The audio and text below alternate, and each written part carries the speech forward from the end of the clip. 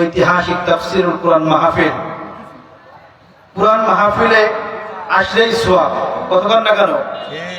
কোরআনের মাহফিলে আসলেও সওয়াব, বসলেও সওয়াব, দাঁড়িয়ে শুনলেও সওয়াব, কতক্ষণ না কেন?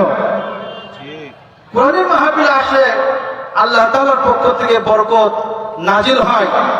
আর কোরআনের মাহফিলের আওয়াজ যাদের কানে যায়, আর যারা আল্লাহর তেলাওয়াত কালামুল্লাহ তেলাওয়াত শুনেও যারা কোরআনের এই ময়দানে আসে না, আমি বলি তাদের মতো হতভাগা আর কেউ হতে পারে না। আল্লাহ রাব্বুল আলামিন আমাদেরকে অত্যন্ত ভালোবেসে মহব্বত করে এই দুনিয়ার মধ্যে পাঠাইছেন, কথা কন না কেন? আল্লাহর মহব্বত ছাড়া কি থাকতে পারবো? আল্লাহর মহব্বত ছাড়া কি চলতে পারবো? আল্লাহর মহব্বত ছাড়া কি খাইতে পারবো? পারবো না। সব কিছুতে আল্লাহ তাআলার মহব্বত লাগবে, আল্লাহ তাআলার বরকত লাগবে, ঠিক কিনা বলেন? তো ভূমিকা দেব না, আমি আপনাদের সম্মুখে একটি আয়াতের কালিমা তেলাওয়াত করেছি। শুরুতেই বলি, আজ যেই মাদ্রাসায় মাহফিল হচ্ছে, আমি এই মাদ্রাসার ছাত্র। এই গ্রামে, এই অঞ্চলে প্রতিটি জায়গায় জায়গায় হয়তো আমার পা পড়েছে, অনেক মানুষের সাথে চলাফেরা হয়েছে। এই মাদ্রাসা যখন শুরু হয়, আমি প্রথম ছাত্র এবং আমি হাফেজ সর্বপ্রথম, আলহামদুলিল্লাহ। আর সেই মাদ্রাসার উস্তাদের মেয়ে, উস্তাদের দাওয়াতে আমার উস্তাদ সেরেতাজ উস্তাদ হযরত মাওলানা হাফেজ খলিলুর রহমান দামাত বারাকাতুহুম, দোয়া করে হুজুরের আল্লাহ তাআলা নেক হায়াতের মধ্যে বারাকাত দান করেন, বলেন আমিন।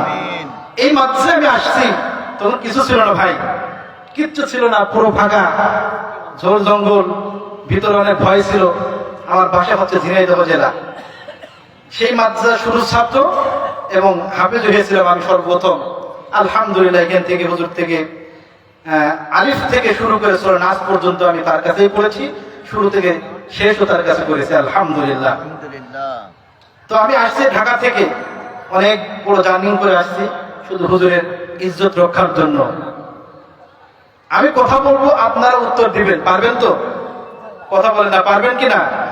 মাযুর মানুষ, অসুস্থ মানুষ, তারপরেও আল্লাহ পাক বলছে যারা কোরআনের কথা বলে, ইসলামের কথা বলে, আমি আল্লাহ রাব্বুল আলামিন তাদের প্রতি রহমত এবং বরকত নাজিল করে থাকি।